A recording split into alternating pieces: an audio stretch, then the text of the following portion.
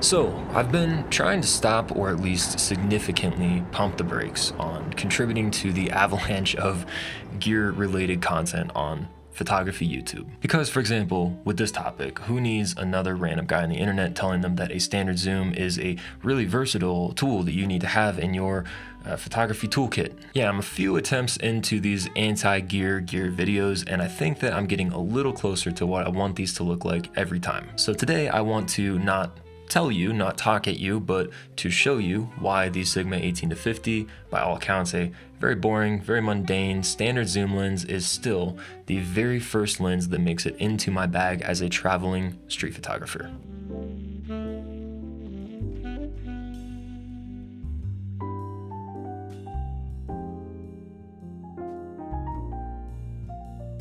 So I have this weird relationship with a lot of my gear that I've been trying to fix or remedy for a long time. And for the record, yes, everything in this video other than this talking head was filmed with this lens. I've gotten feedback periodically, like on one of my recent videos, about why some cameras are bland and lifeless. You know, people stop by and they say, dude, if you don't like shooting with that camera, that lens, replace it, find something that you do like shooting with. It's not that deep. Maybe it is as simple as that, honestly. But I suspect that I will always have things in my camera bag for one reason or another that I don't love working with, but still need to have along with me. Maybe even gear that I actively avoid. I think that brushing my teeth is mildly annoying, but as a person who wants to have teeth, I still brush my teeth every day, right? Now, I don't want to do Sigma or the 18-50 a disservice by comparing it to toothbrushing, but I do think it's kind of an apt metaphor. Unfortunately, my fun cameras that have souls or whatever, like the Fuji X100VI, the X Pro 3, they don't necessarily cover every single base in my hybrid photo and video workflow. I wish they did, trust me. So, despite the 18-50 being one of my least favorite lenses to work with, to shoot with, I still find that it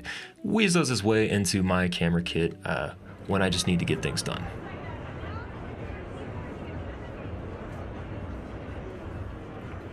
Now, I have this belief that any good YouTube content creator can learn more from their audience than we teach to you. And so I really like when people push back on my ideas, my perspectives, the things that I present here on the channel, when you do it politely, which most of you are great at.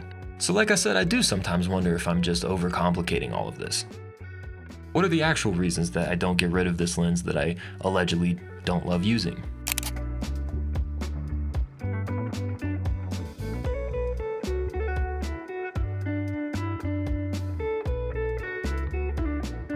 Here's a great example. We had this architecture tour booked in Chicago. It's one of those things where you look at it, you see, people on these big colorful boats with a guy in the front, pointing out architecture, and you think like, this has to be the biggest tourist trap of all time, right? Well, no, actually, it's really great. I really recommend it. And if you talk to people from Chicago, many of them will tell you that they do it regularly.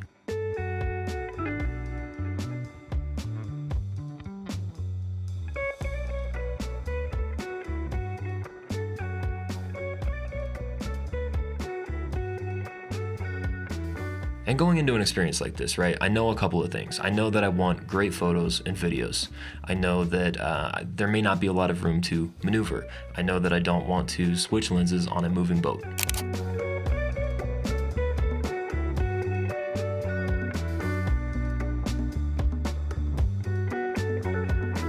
Yeah, the zoom ring saw a lot of use in this particular scenario. Kind of felt like these amazing, mind-blowing, once-in-a-lifetime architecture frames were just sort of like popping up in front of me left and right, kind of like zombies in one of those arcade shooting games. That is exactly the type of situation that earns this lens a permanent place in my kit.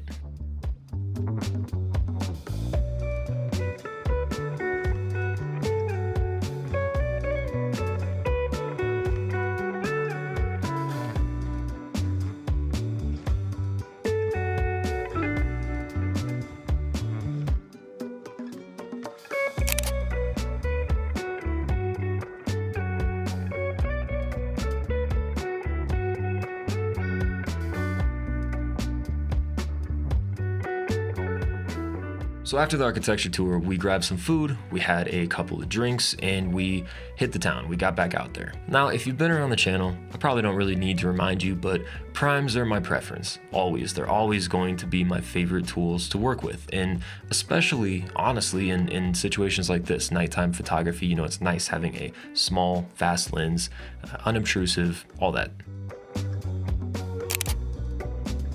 But yet, these shots are some of my absolute favorite street photography work from the entire time that we were in Chicago. Started out a little slow. I was a little, disappointed with how few people were out in the loop on a Saturday night.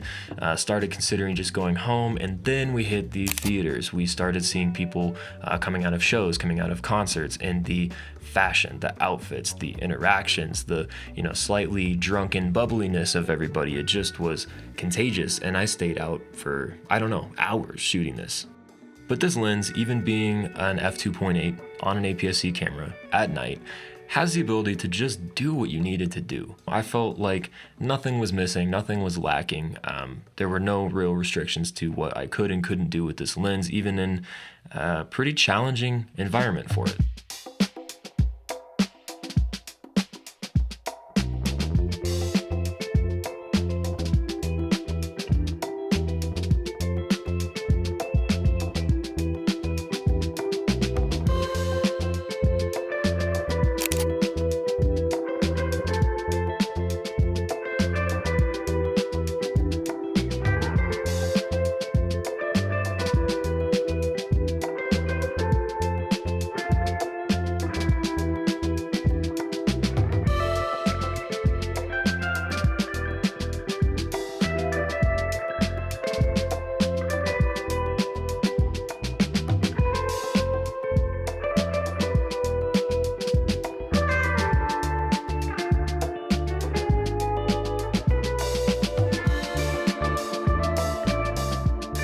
Now, I'll do it. I'll do the sacrilegious thing, and I will admit that even though 24, 28, 35 millimeters are my favorite focal lengths, my favorite primes to shoot with, if I only ever think about the world in 35, does that make me better at composition, or does that hold me back and make me comfortable and overconfident with just a single tool? I don't know. You tell me. You be the judge. I've been thinking a lot about my camera kit lately, getting ready to make some pretty big adjustments to it. And despite everything, personal preference, all that stuff, I just don't see a world where a lens like this is not part of my kit forever and always. I've lived out of a suitcase for 3 years. I can't pack anything that I don't absolutely need or that I don't think I'll use a whole lot, and this has always made the cut. Sometimes I even go weeks without using this lens for anything other than YouTube videos, talking heads just like this one, and yet I still make space for it. Me and the Sigma 18-50, we just kind of have this understanding with each other. It's like, okay, when playtime is over and it's time to get the real work done,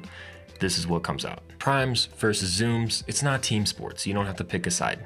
You just need to pick the right tool for the job. So for all that I have professed my love for primes over the years and talked about them as a compositional tool, I stand by that, but I do think every once in a while we got to give some love to the standard zoom. So that's it. Tell me what you think. Are you a standard zoom lover? Are you primes only? Every approach to photography, videography, whatever it might be, is totally valid. You probably have your own thoughts, so let me know down in the comments, but that is all I've got for you in this video. I hope you enjoyed the photos, the footage from Chicago. I had a blast filming, had a blast working with the 18-50, but that's it. Thanks as always for stopping by. Appreciate the support, and I will talk to you very soon in the next video.